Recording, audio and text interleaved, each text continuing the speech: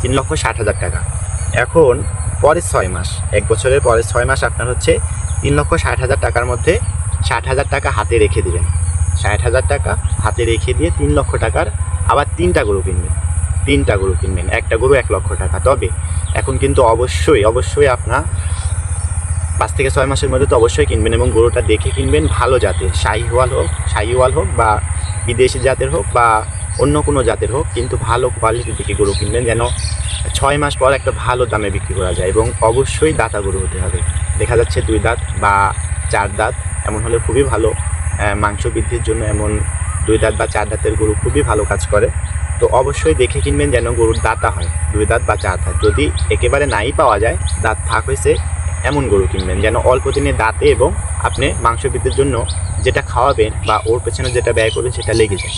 যাই হোক, 1 লক্ষ টাকা করে 3টা গরু কিনবেন, 3 লক্ষ টাকা, আর 60,000 টাকা আপনারা হাতে রেখে দেবেন। কেন? এই যে 6 মাস গরু পালবেন, 5 মাস বা 6 মাস গরু পালবেন, এই 5-6 মাসে কিন্তু 3টা গরুর মিনিমাম একটা খরচ আছে। এই খরচটা আপনি 60,000 টাকা রেখে দিবেন। পোয়াল বা খড় বা হচ্ছে ঘাস, এগুলার খরচ এবং আনুষঙ্গিক যে খরচগুলো আছে এর জন্য 60,000 টাকা রেখে দিবেন, এবং 3 লক্ষ টাকা 3টা গরু কিনবেন ভালো কোয়ালিটির।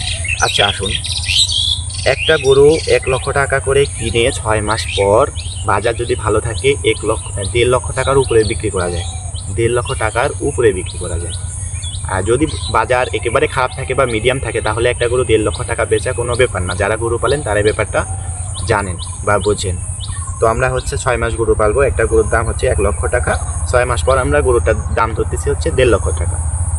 তাহলে একটা গরু যদি 1.5 লক্ষ টাকা হয়, তাহলে 3টার দাম 4.5 লক্ষ টাকা। 4.5 লক্ষ টাকা। তাহলে আপনার 1 বছরে 2 লক্ষ টাকা থেকে আসতেছে কত? খরচ বাদ দিয়ে 4.5 লক্ষ টাকা।